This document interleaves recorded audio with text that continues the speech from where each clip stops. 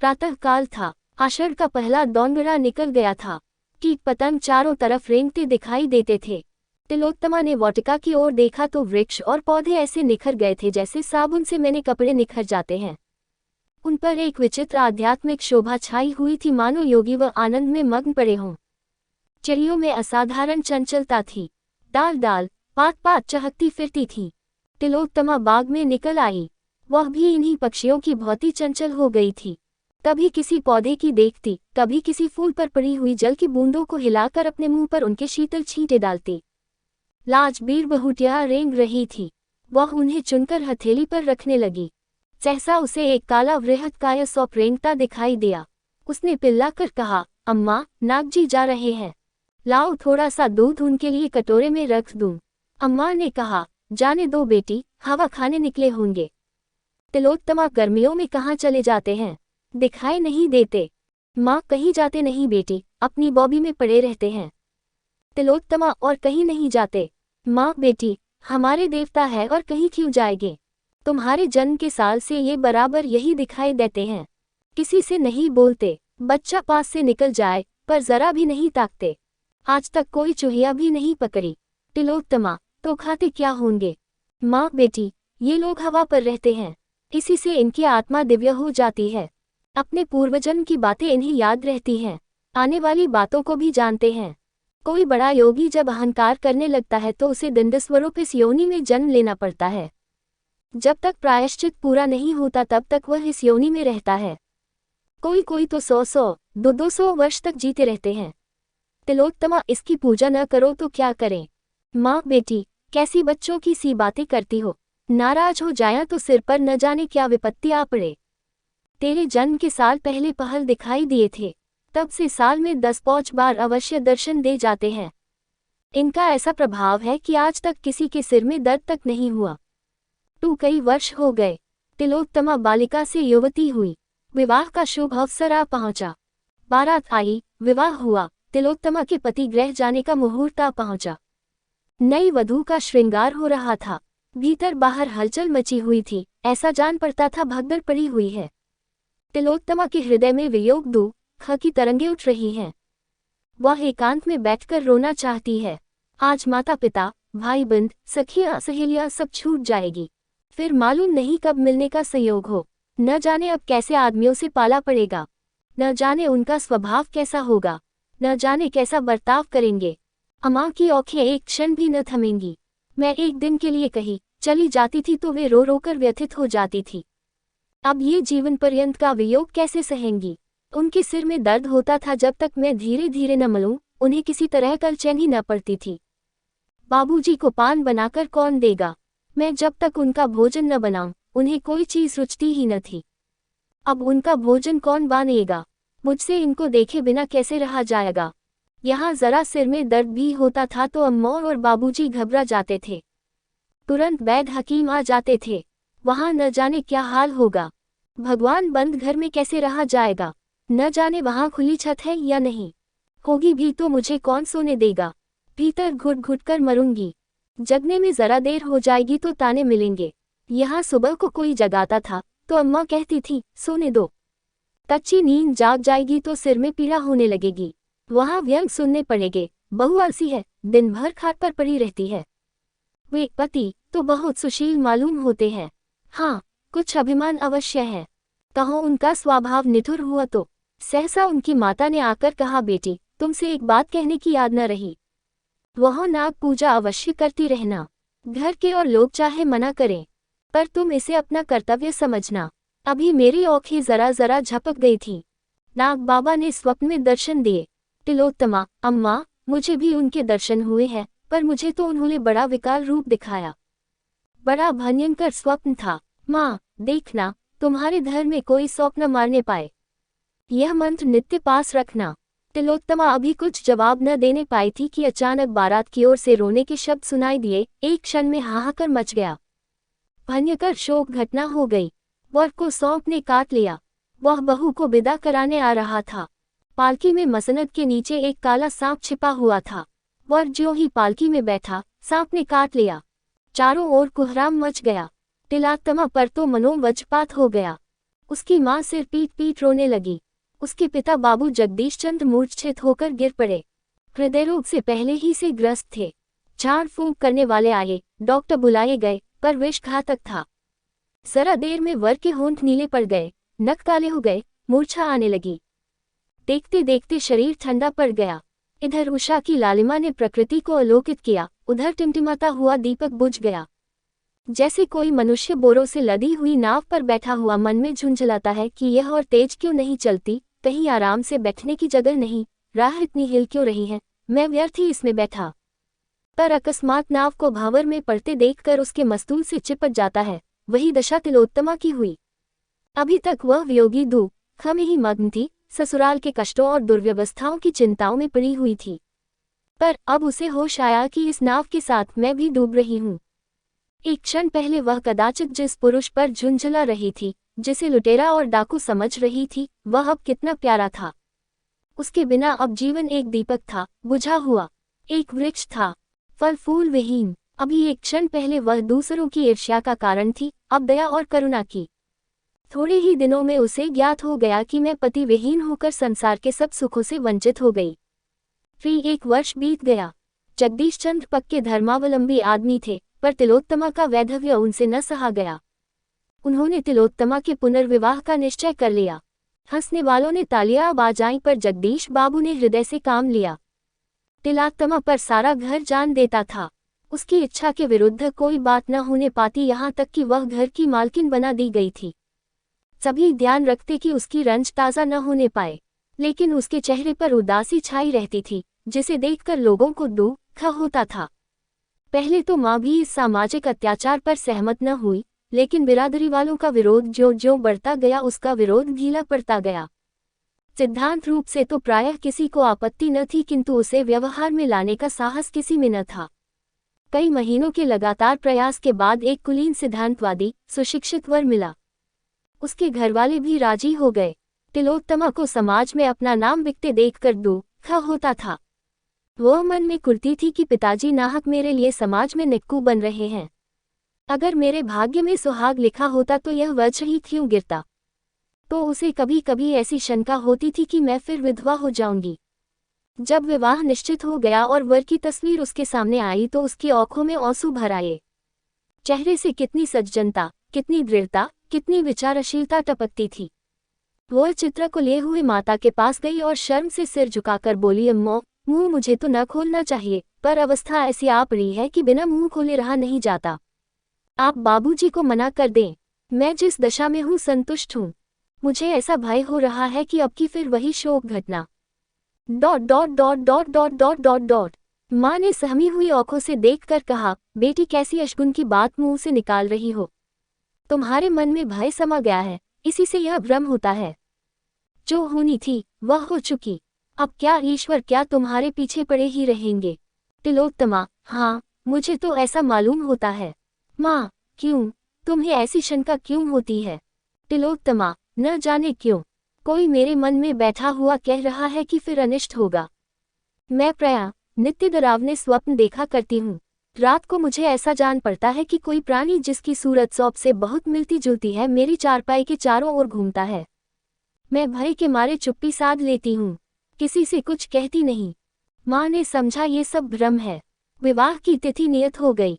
ये केवल तिलोत्तमा का पुनर्संस्कार न था, बल्कि समाज सुधार का एक क्रियात्मक उदाहरण था। समाज सुधारकों के दल दूर से विवाह सम्मिलित होने के लिए आने लगे। विवाह वैदिक रीति से हुआ। मेहमानों ने खूब व्याख्यान दिए, पत्रों ने खूब आलोचनाएं की।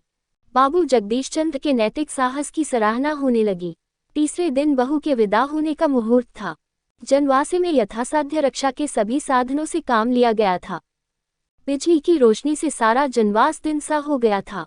भूमि पर रेंगती हुई चींटी भी दिखाई देती थी। केशों में न कहीं शिकन थी, न सिलवट और न झोल। शामियाने के चारों तरफ कनातें खड़ी कर दी गई थी। किसी तरफ से कीड़ों मकोड़ों के आने की संभावना न थी, पर भावी प्रबल होती है। प्रातःकाल के 4 बजे थे। तारागणों की बारात विदा हो रही थी। बहू की विदाई की तैयारी हो रही थी। एक तरफ शहनाइयां बज रही थी, दूसरी तरफ विलाप की आर्त ध्वनि उठ रही थी। पर तिलोत्तमा की आंखों में आंसू न थे। समय नाजुक था। वो किसी तरह घर से बाहर निकल जाना चाहती थी। उसके सिर पर तलवार लटक रही थी। रोने और सहेलियों से गले मिलने में कोई आनंद न था। जिस प्राणी का फोड़ा चिलक रहा हो उसे जर्राह का घर बाग में सैर करने से ज्यादा अच्छा लगे तो क्या आश्चर्य है। वर को लोगों ने जगाया। बाजा बजने लगा। वह पालकी में बैठने को चला कि वधू को विदा करा लाए, पर जूते में पैर डाला ही था कि चीख मार कर पैर खींच लिया। मालूम हुआ पाँव चिनगारियों पर पड़ गया। देखा तो एक काला सांप जूते में से निकलकर रेंगता चला जाता था। देखते देखते गायब हो गया। वर ने एक सर्द आह भरी और बैठ गया। आंखों में अंधेरा छा गया। एक क्षण में सारे जनवासे में खबर फैली गई। लोग दौड़ पड़े। औषधियां पहले ही रख ली गई थी। चौक का मंत्र जानने वाले कई आदमी बुला लिए गए थे। सभी ने दवाइयां दी। झाड़ फूंक शुरू हुई। औषधियां भी दी गई, पर काल के समान किसी का वश न चला। शायद मौत सौंप का वेश धरकर आई थी। तिलोत्तमा ने सुना तो सिर पीट लिया। वह विकल होकर जनवासे की तरफ दौड़ी। चादर ओढ़ने की भी सुधि न रही। वह अपने पति के चरणों को माथे से लगाकर अपना जन्म सफल करना चाहती थी। घर की स्त्रियों ने रोका। माता भी रो रोकर समझाने लगी, लेकिन बाबू जगदीशचंद्र ने कहा कोई हरज नहीं, जाने दो, पति का दर्शन तो कर ले, यह अभिलाषा क्यों रह जाए। उसी शोकान्वित दशा में तिलोत्तमा जनवासे में पहुंची, पर वहां उसकी तस्कीन के लिए मरने वाले की उल्टी सौसे थी। उन अधखुले नेत्रों में असह्य आत्मवेदना और दारुण नैराश्य। फोर इस अद्भुत घटना का समाचार दूर दूर तक फैल गया। चरवादोगण चकित थे, ये क्या माजरा है। आत्मवाद के भक्त ज्ञात भाव से सिर हिलाते थे मानो वे चित्रकालदर्शी हैं। जगदीशचंद्र ने नसीब ठोंक लिया। निश्चय हो गया कि कन्या के भाग्य में विधवा रहना ही लिखा है। नाग की पूजा साल में 2 बार होने लगी। तिलोत्तमा के चरित्र में भी एक विशेष अंतर दिखने लगा। भोग और विहार के दिन भक्ति और देवाराधना में कटने लगे। निराश प्राणियों का यही अवलंब है। 3 साल बीत थे कि ढाका विश्वविद्यालय के अध्यापक ने इस किस्से को फिर ताज़ा किया। वे पशुशास्त्र के ज्ञाता थे। उन्होंने सांपों के आचार व्यवहार का विशेष रीति से अध्ययन किया। वे इस रहस्य को खोलना चाहते थे। जगदीशचंद्र को विवाह का संदेश भेजा। उन्होंने टाल मटोल किया। दयाराम ने और भी आग्रह किया। लिखा, मैंने वैज्ञानिक अन्वेषण के लिए यह निश्चय किया है। मैं इस विषधर नाग से लड़ना चाहता हूँ। वह अगर 100 दौत लेकर आए तो भी मुझे कोई हानि नहीं पहुँचा सकता। वह मुझे काट कर आप ही मर जाएगा। अगर वह मुझे काट भी ले तो मेरे पास ऐसे मंत्र और औषधियाँ हैं कि मैं एक क्षण में उसके विष को उतार सकता हूँ। आप इस विषय में कुछ चिंता न कीजिए। मैं विष के लिए अजेय हूँ। जगदीशचंद्र को अब कोई उच्च न सूझा। हाँ, उन्होंने एक विशेष प्रयत्न ये किया कि ढाके में ही विवाह हो। अतएव वे अपने कुटुंबियों को साथ लेकर विवाह के 1 सप्ताह पहले गए। चलते समय अपने संदूक, बिस्तर आदि खूब देखभाल कर रखे कि सौंप कहीं उनमें छिपकर न बैठा जाए। शुभ लगन में विवाह संस्कार हो गया। तिलोत्तमा विकल हो रही थी। मुख पर एक रंग आता था, एक रंग जाता था, पर संस्कार में कोई विघ्न बाधा न पड़ी। तिलोत्तमा रो धोकर ससुराल गई। जगदीशचंद्र घर लौट आए, पर ऐसे चिंतित थे जैसे कोई आदमी सराय में खुला हुआ संदूक छोड़कर बाजार चला जाए। तिलोत्तमा के स्वभाव में अब एक विचित्र रूपांतर हुआ। वह औरों से हंसती बोलती, आराम से खाती पीती सैर करने जाती, थिएटरों और अन्य सामाजिक सम्मेलनों में शरीक होती। इन अवसरों पर प्रोफेसर दयाराम से भी बड़े प्रेम का व्यवहार करती, उनके आराम का बहुत ध्यान रखती। कोई काम उनकी इच्छा के विरुद्ध न करती। कोई अजनबी आदमी उसे देखकर कह सकता था, गृहिणी हो तो ऐसी हो। दूसरों की दृष्टि में इस दंपति का जीवन आदर्श था, किंतु आंतरिक दशा कुछ और ही थी। उनके साथ शयनागार में जाते ही उसका मुख विकृत हो जाता, भौहें तन जाती, माथे पर बल पड़ जाते, शरीर अग्नि की भौंती जलने लगता, पलकें खुली रह जाती, नेत्रों से ज्वाला सी निकलने लगती और उसमें से झुलसती हुई लपटें निकलती, मुख पर कालिमा छा जाती और यद्यपि स्वरूप में कोई विशेष अंतर न दिखाई देता, पर न जाने क्यों भ्रम होने लगता, यह कोई नागिन है। कभी कभी वह पुकारने भी लगती। इस स्थिति में दयाराम को उनके समीप जाने या उससे कुछ बोलने की हिम्मत न पड़ती। वे उसके रूप लावण्य पर मुग्ध थे, किंतु इस अवस्था में उन्हें उससे घृणा होती। उसे इसी उन्माद के आवेग में छोड़कर बाहर निकल आते। डॉक्टरों से सलाह ली, स्वयं इस विषय की कितनी ही किताबों का अध्ययन किया, पर रहस्य कुछ समझ में न आया। उन्हें भौतिक विज्ञान में अपनी अल्पज्ञता स्वीकार करनी पड़ी। उन्हें अब अपना जीवन असह्य जान पड़ता। अपने दुस्साहस पर पछताते। नाहक इस विपत्ति में अपनी जान फंसाई। उन्हें शंका होने लगी कि अवश्य कोई प्रेत लीला है। मिथ्यावादी न थे, पर जहाँ बुद्धि और तर्क का कुछ वश नहीं चलता, वहाँ मनुष्य विवश होकर मिथ्यावादी हो जाता है। शनैः शनैः उनकी ये हालत हो गई कि सदैव तिलोत्तमा से सशंक रहते। उसका उन्माद, विकृत मुखाकृति उनके ध्यान से न उतरते। डर लगता कि कहीं यह मुझे मार न डाले। न जाने कब उन्माद का आवेग हो। ये चिंता हृदय को व्यथित किया करती। हिप्नोटिज्म, विद्युत शक्ति और कई नए आरोग्य विधानों की परीक्षा की गई। उन्हें हिप्नोटिज्म पर बहुत भरोसा था, लेकिन जब यह योग भी निष्फल हो गया तो वे निराश हो गए। एक दिन प्रोफेसर दयाराम किसी वैज्ञानिक सम्मेलन में गए हुए थे। लौटे तो 12 बज गए थे। वर्षा के दिन थे, नौकर चाकर सो रहे थे। वे तिलोत्तमा के शयनगृह में ये पूछने गए कि मेरा भोजन कहाँ रखा है। अंदर कदम रखा ही था कि तिलोत्तमा के सिरहाने की ओर उन्हें एक अतिभीमकाय काला सौंप बैठा हुआ दिखाई दिया। प्रो साहब चुपके से लौट आए। अपने कमरे में जाकर किसी औषधि की एक खुराक पी और पिस्तौल तथा सांगा लेकर फिर तिलोत्तमा के कमरे में पहुंचे। विश्वास हो गया कि यह वही मेरा पुराना शत्रु है। इतने दिनों में टोह लगाता हुआ यहाँ आ पहुंचा, पर इसे तिलोत्तमा से क्यों इतना स्नेह है। उसके सिरहाने यूं बैठा हुआ है मानो कोई रस्सी का टुकड़ा है। यह क्या रहस्य है। उन्होंने सांपों के विषय में बड़ी अद्भुत कथाएं पढ़ी और सुनी थी, पर ऐसी कुतूहलजनक घटना का उल्लेख कहीं न देखा था। वे इस भौती सशस्त्र होकर फिर कमरे में पहुंचे तो सांप का पात न था। हाँ, तिलोत्तमा के सिर पर भूत सवार हो गया था। वह बैठी हुई आगे हुई नेत्रों के द्वारा की ओर ताक रही थी। उसके ननों से ज्वाला निकल रही थी, जिसकी ओंज 2 गज तक लगती। इस समय उन्माद अतिशय प्रचंड था। दयाराम को देखते ही बिजली की तरह उन पर टूट पड़ी और हाथों से आघात करने के बदले उन्हें दांतों से काटने की चेष्टा करने लगी। इसके साथ ही अपने दोनों हाथ उनकी गर्दन डाल दिए। दयाराम ने बहुतेरा चाहा, एड़ी चोटी तक का जोर लगा कि अपना गला छुड़ा ले, लेकिन तिलोत्तमा का बाहुपाश प्रतिक्षण सांप की केरली की भांति कठोर एवं संकुचित होता जाता था। उधर यह संदेह था कि इसने मुझे काटा तो कदाचित इसे जान से हाथ धोना पड़े। उन्होंने अभी जो औषधि पी थी, वह सर्पविष से अधिक घातक थी।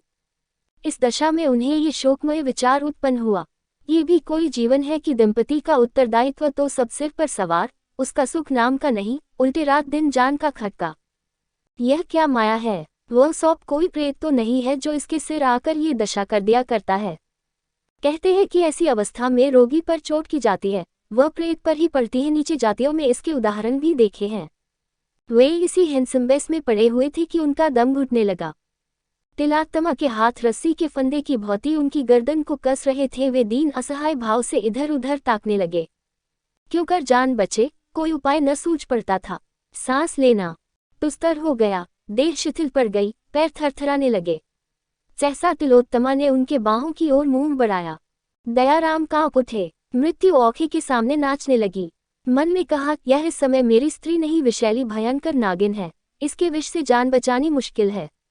अपनी औषधि पर जो भरोसा था वह जाता रहा। चूहा उन्मत्त दशा में काट लेता है तो जान के लाले पड़ जाते हैं। भगवान कितना विकराल स्वरूप है। प्रत्यक्ष नागिन मालूम हो रही है।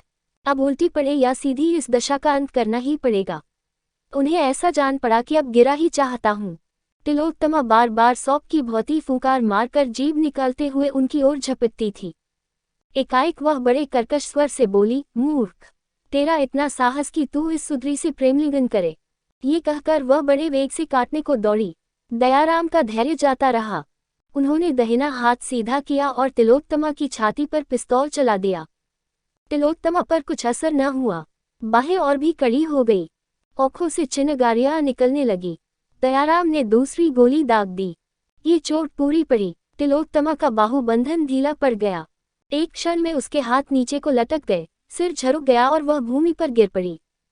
तब वह दृश्य देखने में आया जिसका उदाहरण कदाचित अलिफ लीला चंद्रकांता में भी न मिले।